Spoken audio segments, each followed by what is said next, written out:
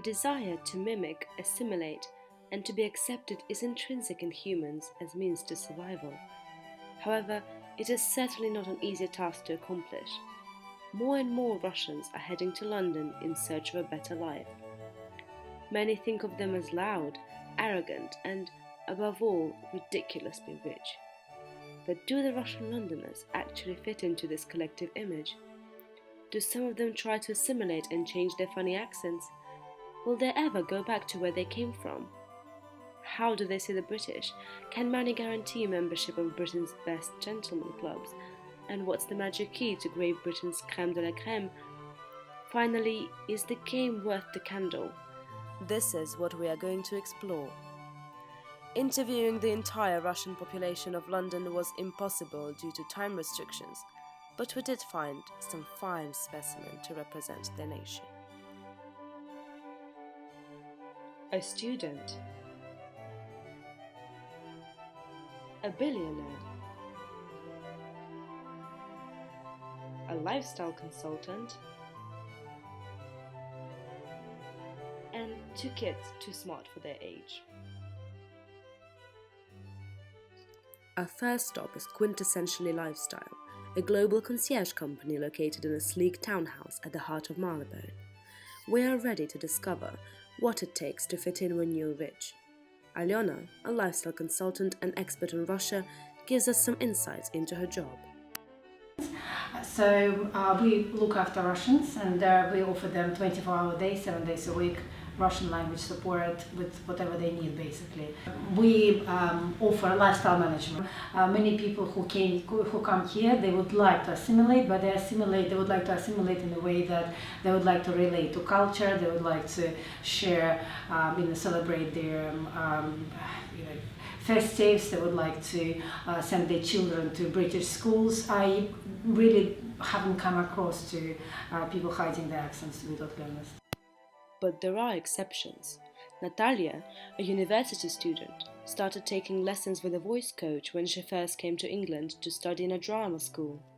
I noticed that the less of an accent you have, the easier it is to interact with people because they stop putting labels on you. I assume I don't have a very strong Russian accent, so when sometimes I talk to people, they can't instantly get it. I'm from Russia. They stop asking me those silly questions. They stop assume I'm loud or I'm arrogant because it's what they believe Russians are. So that I think that helps in any industry. I don't know many Russians who actually can successfully change their accents because British people would never take you as their, you will never become a British person. Well, it's a combination of, I suppose, economical and political situation.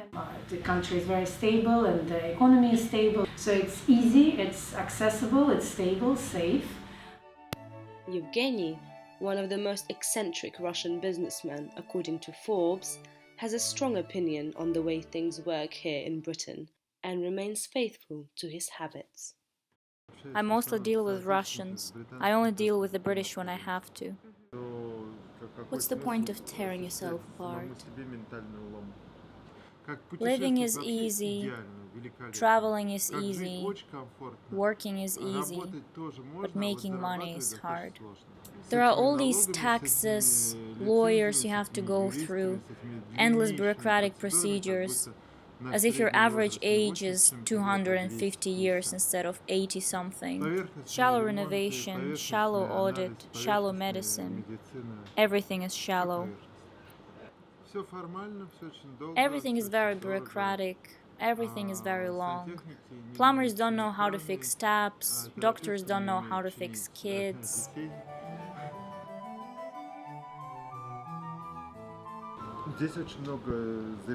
The system of regulations, high taxes, and the tax system in general is very demotivating.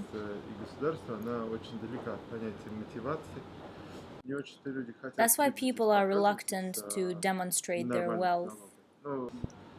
I think that private property is untouchable. We should bring Thatcher back. I'm not a huge fan of Corbyn. I think he belongs to the circus. Russians would like to kind of fit in and integrate. They have a need to belong. But most people who come here, they start they're absorbing what's happening here. So they start dressing up as English people, like street fashion. They would just go to clubs where English people go. I would say that many Russians realize that the future is to embrace the Western culture. It's better not to appear as Russian straight away. I think the first thing I've noticed when I moved to the UK was that people were very restricted and sort of not ignorant. I wouldn't say ignorant, but they were very in their own bubble. In England, it's all about comfort zone and things like that. So I kind of felt, everyone is very polite, but at the same time, everyone is very distant. So you have to dress a certain way, you have to talk a certain way, you have to go to certain places, and even if you come from middle class or working class, it is very hard to get to those places. I like the tolerance and their ability to accept that people can be different.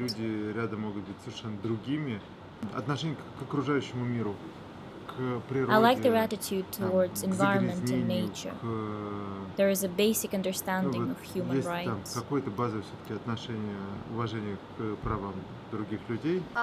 In London, people have a really British accent usually, but in Russia they don't because they're not British. Well, I think everyone has different values and looks at things differently, but everyone in my school is also from other countries, so I don't feel like I'm that different from everyone else. Here in Russia there's snow, but in London there's not much snow, that much whatsoever. Children are less fully developed than adults, so adults in the other country, once they come, they have already developed, so they can't really change their personality, while children can change their personality much more easily when they move to another country. I think the only difference is that we drink tea with lemon and they drink tea with milk. I mean, if Theresa May not gonna screw it up for me, I would imagine myself living here. I don't think that anything really has to change, because I'd still probably live there when I'm an adult for some time. Also, I want the economy to get better, because for now, 1 ruble is 1p. It's less. Yeah, it's less. If that's even worse. It's less than a p.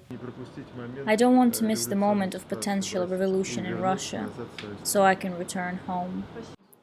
It's still possible indeed. It's not so much faith, it's calculation. I think it's much easier to obviously assimilate and to integrate into their society when you have kind of a new leaf, you turn the new leaf, you come here, you're completely free, and then you can let yourself go. One of the conclusions that we have come to is that while money could certainly buy you a ticket to Ascot races, it won't get you an invitation to tea with Charles and Camilla. Having financial security helps you to fully enjoy the London experience, but it doesn't necessarily help in becoming British. Our protagonists demonstrate multiple ways of fitting in. Sometimes they battle the established stereotypes. It's vodka, bears, and is it cold in there? I miss caviar. Children naturally absorb the new culture, and with the help of their parents, they retain their identity. Adults approach integration process more consciously. Some try to modify themselves in order to adapt, while others prefer to mold the circumstances to their convenience. Why is this important? Well, it is because the London streets, shops, schools, and offices are filled with Russians. And with the current political climate, there will be an even greater influx of our sports car riding, caviar-loving compatriots. London is a vibrant, multicultural city that will welcome you with open arms, as long as you're willing to open your wallet.